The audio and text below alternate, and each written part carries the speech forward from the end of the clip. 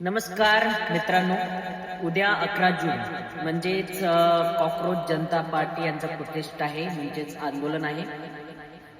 तर मी पण जे मला दिल्लीमध्ये बघितलं आणि ते मी जे व्हिडिओ बघितले त्याच्याबद्दल मला एक जे अ, अ, अभिजित दीपके आहे त्यांना एक सांगायची इच्छा आहे, की आंदोलनांना एक दिशा असली पाहिजे.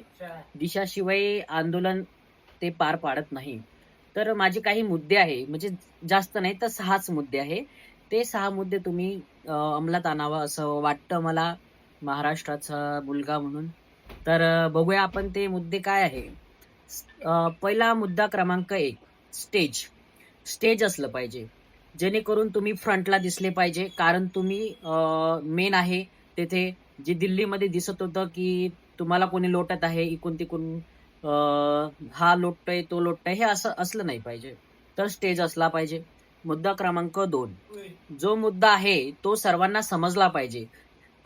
ते दिल्लीमध्ये दिसलं नाही. त्याची माईक, जी साउंडची क्वालिटी होती, ती प्रॉपर नव्हती. ते आणि त्याचं प्लॅनिंग पण नव्हतं कदाचित. मला असं वाटतं तुम्ही अमेरिकेतून सकाळ-सकाळी आल्यामुळे ते नाही झालं. ठीक आहे, काही हरकत नाही. पण एक साउंडची प्रॉपर प्लॅनिंग असली पाहिजे, जेणेकरून सगळ्यांना लक्षात आलं पाहिजे. मुद्दा क्रमांक 3, स्पीच. स्पीच सर्वांनी द्यायचं आहे. 4-5 लोकांनी स्पीच बनावं. तिथं सगळेच बोलत होते. कोणी काय बोलत होतं कळत नव्हतं. कोणाला कोणी बाहेर बोलत होतं आणि YouTube तर सगळे आलेले होते. आज पुण्यात पण येणार. म्हणून एक स्पीच असलं पाहिजे जे तुमचे 3 आहे, जे मेन व्यक्ती आहे त्यांनी, आणि तुमचं एक शेवटचं स्पीच असलं पाहिजे. अ, आणि सगळ्यांना ते समजलं पाहिजे, म्हणून एक चांगली क्वालिटी असली पाहिजे. अभिजित दिपके सर, ते तुम्ही लक्षात घ्या. मुद्दा क्रमांक 4 आहे, जो शिक्षण मंत्री आहे आपल्या केंद्र सरकारमध्ये, त्यांचा आपण रिझाईनसाठी हा जो आंदोलन करत आहे. त्याच्या व्यतिरिक्त दुसरे काहीच मुद्दे तुम्ही मांडतात आणि ते दिल्लीमध्ये दिसले. ते कदाचित ते नसले पाहिजे. त्यांच्याच रिझाईनचा मुद्दा आणि त्यांच्या वरती जे आहे, तुम्ही त्यांचे ब्युरोक्रेट्स असतील, त्यांचे सचिव असतील, महासचिव असतील, यांचा पण राजीनामा घ्यावा, असं माझी इच्छा आहे.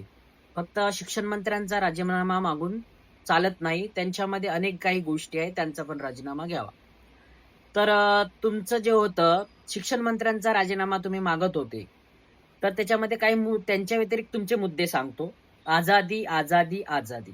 तुम्हाला कशापासून आझादी पाहिजे हे तुम्ही सांगावं. आर-एस-एस बद्दल मुद्दा होता. बी बद्दल मुद्दा होता.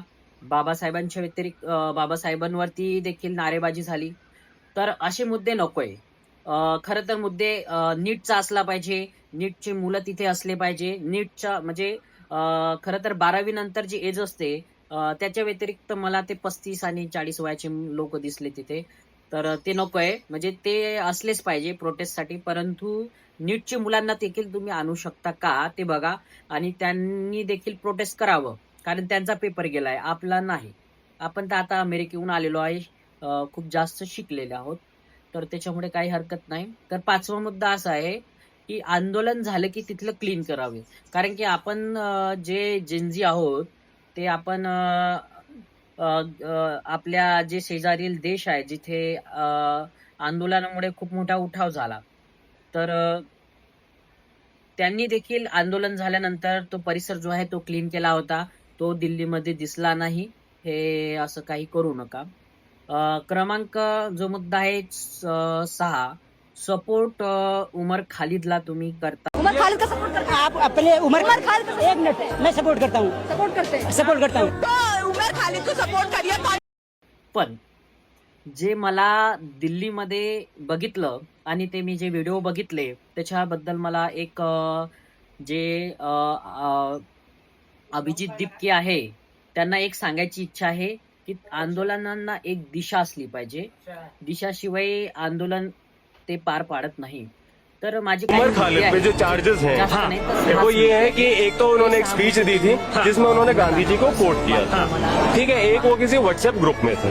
अभी तक जो हमें पता है ये है। नहीं फिर भी दिल्ली यार दंगों के सुनो, आरोपी अरे है, सुन लो भाई, जिससे सुन लो। दंगे भड़के अरे जिसकी वजह अरे से 50 से ज्यादा लोग मरे यार। अरे कमाल कर रहे हो आप, कौन सा है? तो कुछ ना कुछ ट्रायल होगा ना, वो मैन ट्रायल होगा आरोपी ना। सर, आप जवाब दीजिए। दिल्ली सर गोदी मीडिया वाला काम छोड़ दीजिए, देश के पत्रकार बनिए, ट्रायल नहीं होना चाहिए।